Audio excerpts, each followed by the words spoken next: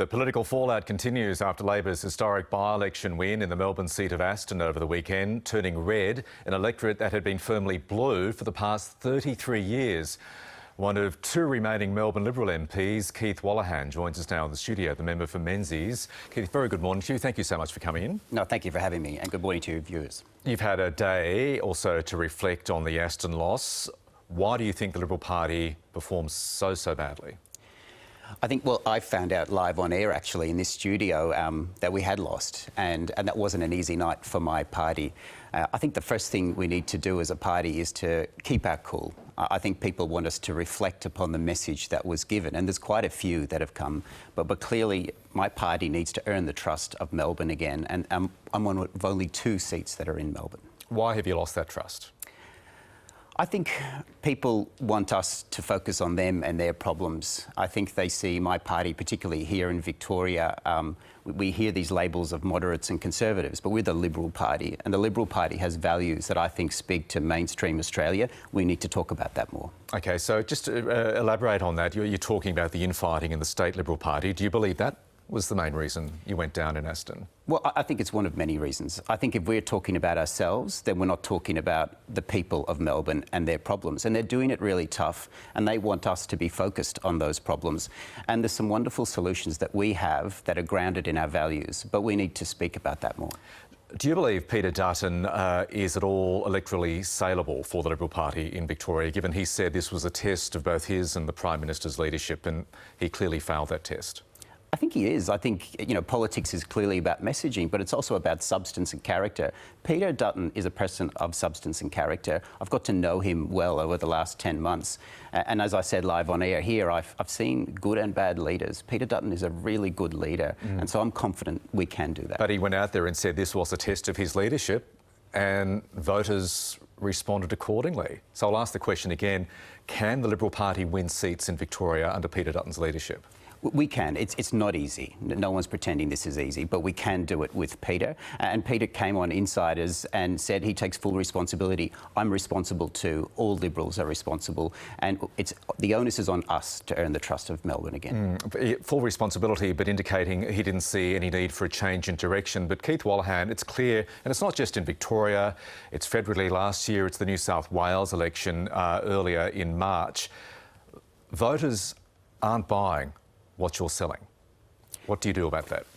Of course, it's not a good time, but I've been a member of the Liberal Party since the late 90s, and I've seen the tide come and go, and it's important that you pick yourselves up and you properly analyse the messages and then provide solutions.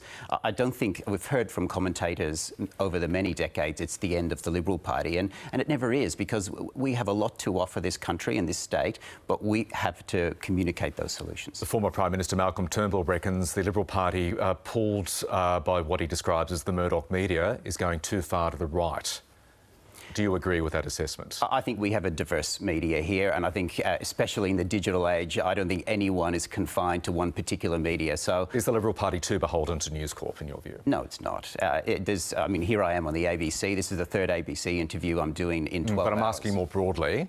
There is a very influential conservative section of the Liberal Party. Do you believe that is influencing Peter Dutton's view of the world and his direction in terms of policies? I don't. You could say the same about the ABC. I think people, it's disrespecting Australians to think any one media organisation is defining their worldview. I think people can look beyond that and they can form their own decisions on things. OK, so you don't believe the party's going to the right too much? Well, that's the sort of moderate conservative debate. I think we need to come to the middle. Like, the middle is where Australia is, especially in a compulsory vote. OK, but having said that, do you believe that at the moment the Liberal Party is too far to the right? And taking your argument, it needs to come back to the centre. No, I think that's an insider commentary. I think we're just not focusing properly enough on people's problems and solutions. And if we do that, grounded in our classical Liberal values, I think we've got a very bright future as a party. How much of the loss was down to the fact that the candidate, Rashina Campbell, did not live in the electorate? In the words of one commentator this morning, had to take a packed lunch with her to get from where she lived in inner city Melbourne to the suburbs of Aston? I think that's just a cute line.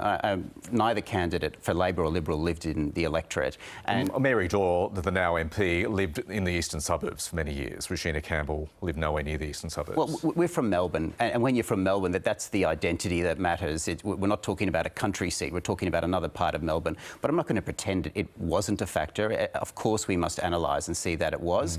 Is that one lesson, that the Liberal Party has to stop parachuting candidates into local seats? You've got to choose local in future pre-selections. I think we always have to pick the best candidate. And I think in many other pre-selections this hasn't been a factor.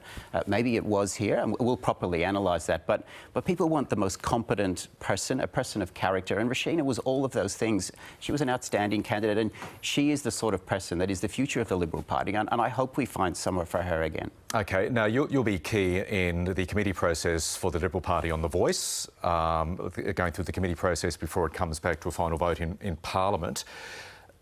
And I know the Liberal Party has yet to decide its view on The Voice, but do you honestly think, Keith Walhan, if the Liberal Party decided to oppose The Voice, you would have any hope of picking up, for instance, the seats now held by the Teals in Victoria?